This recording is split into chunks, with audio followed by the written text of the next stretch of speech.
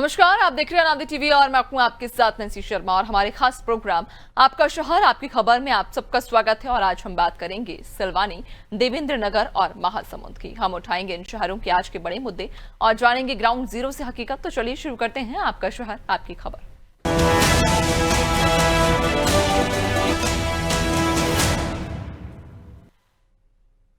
और सबसे पहले आज बात करेंगे एमपी के सिलवानी की, जहां बच्चे जोखिम भरे रास्ते से होकर स्कूल पहुंच रहे हैं।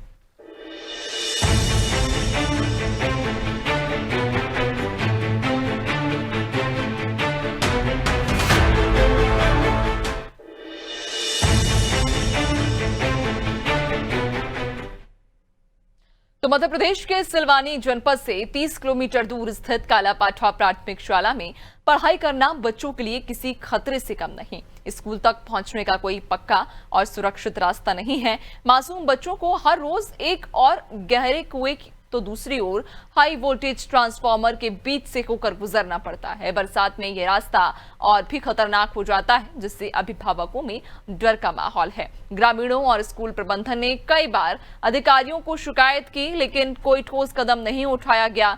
दान में दी गई जमीन पर स्कूल बना, लेकिन अब तक ना तो सुरक्षा रेलिंग है ना पक्का मार्ग। ग्रामीणों ने जनप्रतिनिधियों से जल्द स्कूल तक पक्का रास्ता बनवाने की मांग की है। उनका कहना है कि बच्चों को शिक्षा देने की जिम्मेदारी सरकार की है, लेकिन उस शिक्षा तक सुरक्षित पहुंच सुनिश्चित करना भी उतना ही जरूरी है। अगर समय रहते इस ओर ध्यान नहीं दिया गया तो किसी दिन बड़ा हादसा हो सकता है। आज बच्चों को लाना आने जाने में बहुत दिक्कत होती है। रोड से आते समय रास्ता में डीपी पड़ती है, उसी की साइड में कुआं है, इसके बाद स्कूल तक आते हैं। आए दिन दुर्घटना की संभावना बनी रहती है। हमें डर रहता है कि कोई बच्चा के साथ कोई घटना न घट जाए। हमने आवेदन भी दिया है, सरपंच को दिया, सिलवानी एसडीएम महोदय। शिक्षक के द्वारा इस बात की जानकारी प्राप्त हुई थी, तो शिक्षक को निर्देशित कर दिया है कि वो इस संबंध में पत्र लिखकर एसडीएम कार्यालय में दें एवं उसकी कार्यवाही प्रस्तावित करें। आज बच्चों को लाना और ज्यादा जानकारी लेंगे, सहयोगी शिवम हमारे साथ में जुड़ गए हैं। शिवम, क्या कुछ परेशानियां इस गांव में हैं? और चूंकि कहा जा रहा है कि जो बच्चे हैं वो स्कूल जिस रास्ते से होकर गुजरते हैं वो रास्ता खतरों से भरा हुआ है। अपनी जान को हथेली पर रखकर ये बच्चे ननिहाल स्कूल पहुंच रहे हैं। बिल्कुल नैन्सी, मैं आपको बताना चाहूंगा, तहसील मुख्यालय से मैं 30 किलोमीटर दूर ग्राम कालापाठा है, यहाँ प्राथमिक शाला है। शिक्षा को बच्चों का मूल अधिकार माना जाता है, लेकिन सिलवानी जनपद से मैं 30 किलोमीटर दूर स्थित प्राथमिक शाला कालापाठा के बच्चों के लिए अधिकार अब जोखिम भरा और डर के साए झीले जैसा हो गया है। यहाँ पढ़ाई करने वाले छोटे छोटे बच्चों को हर दिन जान हथेली पर रख कर स्कूल जाना पड़ता है, क्योंकि विद्यालय तक पहुँचने के लिए कोई पक्का मार्ग और सुरक्षित रास्ता मौजूद नहीं है। खतरनाक हालत में रोजाना सफर करते हैं बच्चे। यहाँ पर जो जमीन दान दी गई है, वहाँ तक स्कूल पहुँचने के लिए कोई रास्ता न होने के कारण बच्चों को जान हथेली पे लेकर स्कूल पहुंचना पड़ रहा है। जी नैन्सी, बिल्कुल, यानी कि कोई पक्का मार्ग ना होने की वजह से बच्चों को इस कच्चे रास्ते से होकर स्कूल जाना पड़ रहा है। लेकिन अगर इस समस्या की हम बात करें शुभम, तो लगभग कितना समय हो चुका है इस समस्या से जूझते हुए इन बच्चों को, और क्या इस समस्या के बारे में अब तक वहाँ के जो जिम्मेदार हैं उन्हें अवगत कराया गया? बिल्कुल नैन्सी, जब से स्कूल बना है वहाँ पे जो जमीन दान दी गई है वो बीच खेत में होने के कारण वहाँ पर रास्ता नहीं है। इस कारण बच्चे कुआं के साइड में से वहीं पर डीपी लगी हुई है, जहाँ जान हथेली पे लेके बच्चे निकल रहे हैं। साइड में एक गड्ढा भी खुदा हुआ है। जी नैन्सी, बिल्कुल, यानी कि कई बार अधिकारियों से शिकायत की जा चुकी है, जो वहाँ के जिम्मेदार हैं उन्हें इस समस्या से अवगत कराया जा चुका है, लेकिन अब तक कोई भी समाधान इस समस्या पर नहीं हुआ। बहुत शुक्रिया आपका जानकारी साझा करने के लिए। तो आपको बताते चलें कि बच्चे जो ननिहाल हैं वो अपनी जान को हथेली पर रखकर किस तरह से स्कूल पहुंच रहे हैं, तस्वीरों के माध्यम से भी आप देख पा रहे होंगे, जहां आप इन तस्वीरों में देख सकते हैं कि एक तरफ ट्रांसफार्मर है, हाई टेंशन लाइनें गुजर रही हैं, तो दूसरी ओर कुआं है जिसमें रेलिंग भी नहीं है। यानी कि ये छोटे बच्चे अपने जान को खतरे में डालकर स्कूल पहुंच रहे हैं। और जब इस समस्या के बारे में जो वहां के जिम्मेदार हैं, अधिकारी हैं, उनसे शिकायत की जाती है, जब उन्हें ये समस्या बताई जाती है तो जिम्मेदारों की तरफ से मात्र आश्वासन मिलता है और आज तक इस समस्या पर किसी ने ध्यान नहीं दिया है। और ऐसे में अब कोई भी बड़ा हादसा हो सकता है, क्योंकि ये छोटे छोटे से बच्चे जो ननिहाल हैं वो किस तरह से इस कच्चे सड़क से, इस कच्ची पगडंडी से होकर स्कूल जा रहे हैं, ये तस्वीरों में आप साफ तौर पर देख पा रहे होंगे। और अब बात करेंगे देवेंद्र नगर की, जहां ग्रामीणों को बारिश में जान जोखिम में डालकर नाला पार करना पड़ रहा है।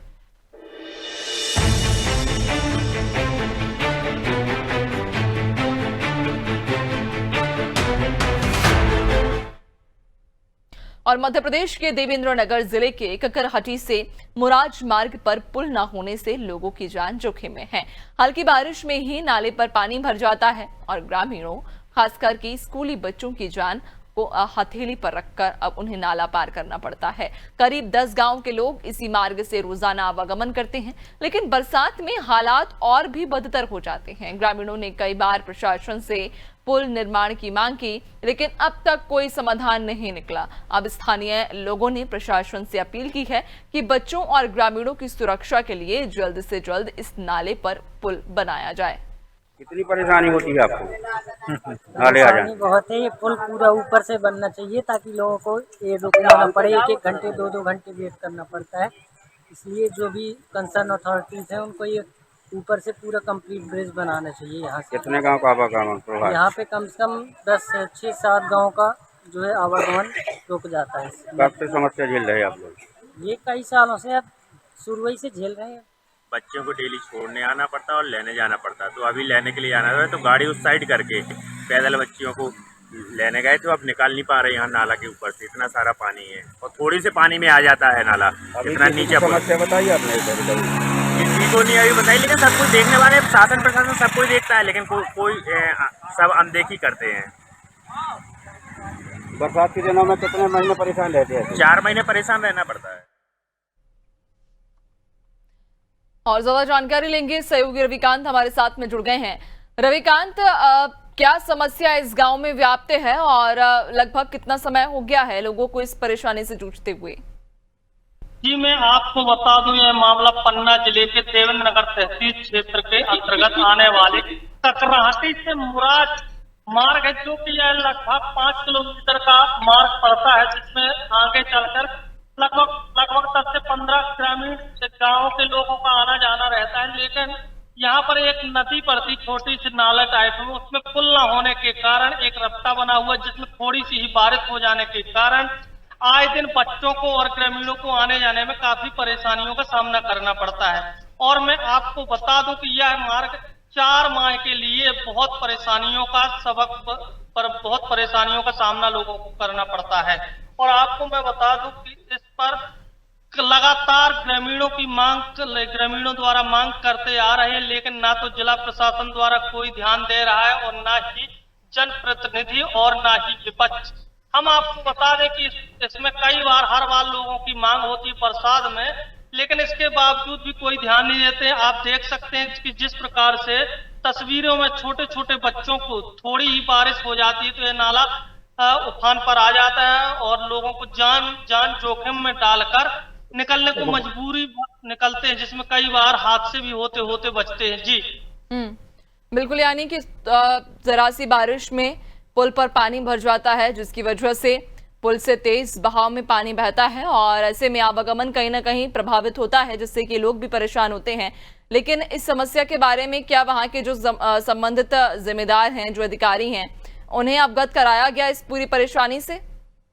जी, मैं आपको बता दूं, जो संबंधित है उनको सभी को अवगत है, लेकिन कोई कुछ करवाने वाला नहीं है। चाहे अधिकारी हो तो अधिकारियों को भी सब चीज मालूम है और जनप्रतिनिधि भी है, तो जो वहीं ग्रामीण क्षेत्रों के ग्रामीण गांव वाले लोगों का यह भी कहना है कि नेता जो होते हैं तो चुनाव के समय पर ज्यादा आते हैं वोट मांगने के लिए और बड़े बड़े वादे करते हैं, लेकिन चुनाव जैसे ही जीत जाते हैं वैसे ही इन समस्याओं को अनदेखा कर देते। चाहे आप सत्ता पक्ष के नेताओं की बात करें, जनप्रतिनिधियों की, चाहे विपक्ष की, कि अगर सत्ता पक्ष के नेता जनप्रतिनिधि नहीं सुन रहे तो वहीं जिम्मेदारी विपक्ष के नेताओं की भी होती है कि इस मामले को लेकर विपक्ष के नेताओं को भी आवाज उठाना चाहिए। लेकिन यहाँ पर कुछ ऐसी स्थिति देखने को मिल रही है कि ना तो विपक्ष के नेता भी बिल्कुल कुंभकर्णी नींद में सोए हुए हैं और सत्ता पार्टी के तो सोते ही नजर आ रहे हैं, लेकिन इन ग्राम वासियों को काफी परेशानियों का सामना करना पड़ता है। और आपको यह भी बता दूं कि जो छोटे छोटे बच्चे होते हैं उनका स्कूल डेली जाना आना होता है। अगर थोड़ी सी बारिश हो गई, 2 घंटे भी बारिश हो गई तो इतने में नाला उफान पर आ जाता है, जिसमें बच्चों के अभिभावकों को खतरा बना रहता है और अपने काम धाम छोड़कर बच्चों की परवरिश में लगे रहते हैं कि कहीं बच्चों की छुट्टी होगी तो आने के लिए कई बार तो बारिश। बिल्कुल, यानी कि कहीं ना कहीं जो ये पुल है, जरा सी बारिश में जब इस पुल के ऊपर से तेज बहाव में पानी बहने लगता है तो कई गांव का रास्ता जो है वो बंद हो जाता है, मार्ग प्रभावित होता है, लोग परेशान होते हैं। खासतौर पर जो स्कूली बच्चे हैं उन्हें ज्यादा परेशानी होती है, क्योंकि जिस तरह से उनका जो स्कूल पुल के उस पार है, अब बच्चे स्कूल जब पहुंच जाते हैं तो पुल से पानी बहने की वजह से वहीं फंसे रहते हैं और ऐसे में उनके जो अभिभावक हैं उन्हें भी अपने बच्चों की चिंता बनी रहती है। बहुत शुक्रिया आपका जानकारी साझा करने के लिए। चलिए, और आपका शहर आपकी खबर में आगे बढ़ेंगे और अब बात करेंगे छत्तीसगढ़ के महासमुंद की, जहां स्कूल की इमारत पूरी तरह जर्जर हो चुकी है और बच्चे जान को जोखिम में डालकर पढ़ाई करने को मजबूर हैं।